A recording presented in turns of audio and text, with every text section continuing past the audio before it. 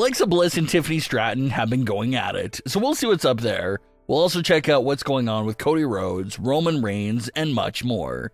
Starting things off with the latest here for Alexa Bliss and Tiffany Stratton, because things got pretty intense in the ring, and it carried over to social media as well. It all started when Alexa Bliss came out to confront Tiffany Stratton and also introduce herself to Tiffany, because prior to that moment right there, Tiffany and Alexa never shared any time together on screen. Alexa warned Tiffany that if she ever got her hands on the Money in the Bank contract, that Tiffany could suffer the same fate as Nia Jax and end up getting cashed in on. But the biggest and most memorable jab of the entire exchange was Tiffany Stratton's closing remarks, when she referred to Alexa Bliss and Charlotte Flair as vintage, which is obviously an indirect way of calling Alexa and Charlotte old, saying that they're way past their prime, while Tiffany is just entering hers.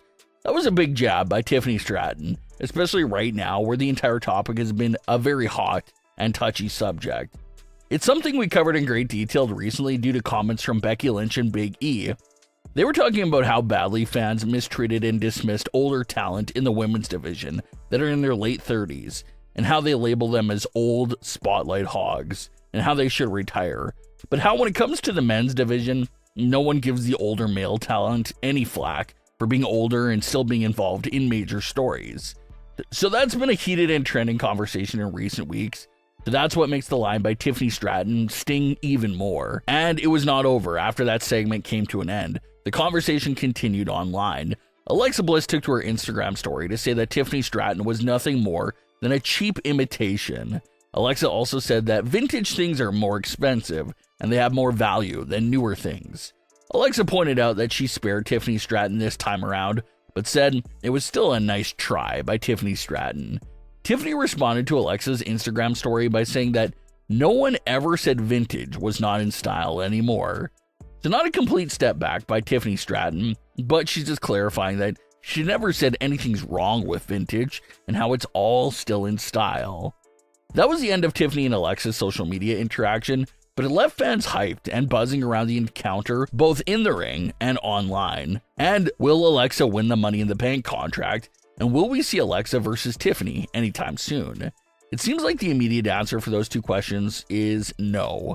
Alexa's not the favorite to win the Money in the Bank contract, and a feud with Tiffany seems to be on the back burner, at least for the time being, because Alexa does have her hands mighty full between Charlotte's storyline and now the reappearance of the Wyatt Six.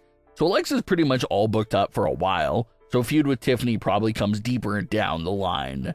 But when Alexa Bliss eventually does get back involved in the world title picture, it will be a pretty exciting story with a massive narrative, because it's been 7 full years since Alexa Bliss last won a singles world title. Alexa came out of the gate on the main roster with 5 world title wins within her first 2 years on the main roster, but then that was followed up by this 7-year drought that she's currently in the middle of. So hopefully that big world title program does pop up again for Alexa Bliss in the future. That big tag team match between John Cena and Logan Paul versus Cody Rhodes and Jey Uso is set for Money in the Bank. And like we previously discussed, you got rumors circulating that it may morph into a 6-man tag match with Travis Scott joining John Cena and Logan Paul, while Jimmy Uso links back up with Cody and Jey. So that tag team match may turn into a 6-man tag match, but there's something else that fans are discussing that they feel like it has to happen in this matchup. And that's the fact that no matter if it's a 2-on-2 or 3-on-3, fans still feel like the finish has to include Cody Rhodes pinning John Cena.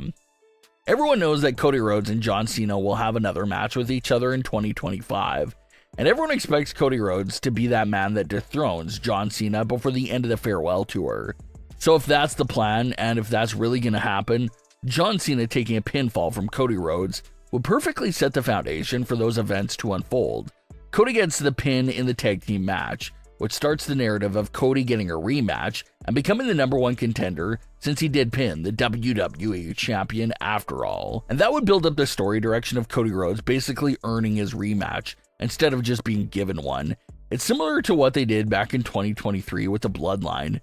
Jey Uso pinned Roman Reigns in a big tag team match, which later built up the case for Jey Uso to get a world title match against Roman Reigns later that summer.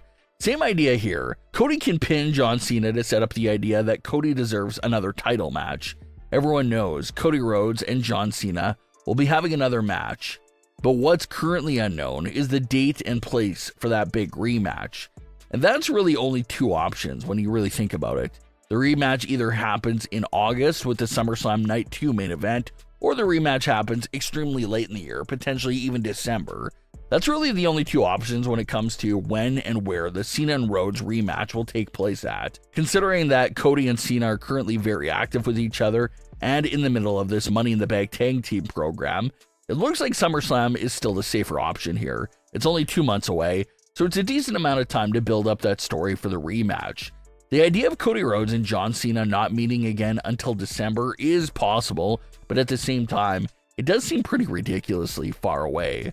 No way they keep this current feud going for an additional 7 months for the rematch payoff. That just seems a little too stretched out and ridiculous. So that's what makes it seem like the rematch taking place at SummerSlam seems a bit more realistic, and that SummerSlam match can honestly go either way. Everyone in the world is expecting Cody Rhodes to take it back from John Cena, so maybe they hit us with a curveball and Cena will retain against Cody and drop the title to someone else.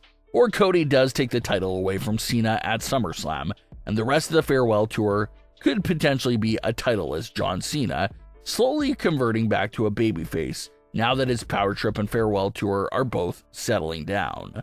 So there's a lot of uncertainty surrounding Cody Rhodes and John Cena's program, but what seems to be confirmed is that we will see a rematch, and we will see a John Cena babyface turn up before this year is up.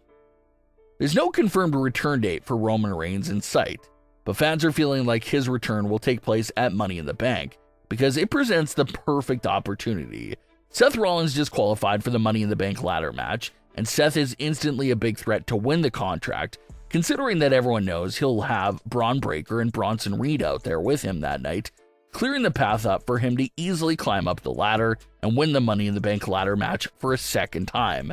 However, maybe the other competitors will take out Reed and Breaker, leaving the path open for Roman Reigns to come out and make his long-awaited return to absolutely screw Seth Rollins out of the contract.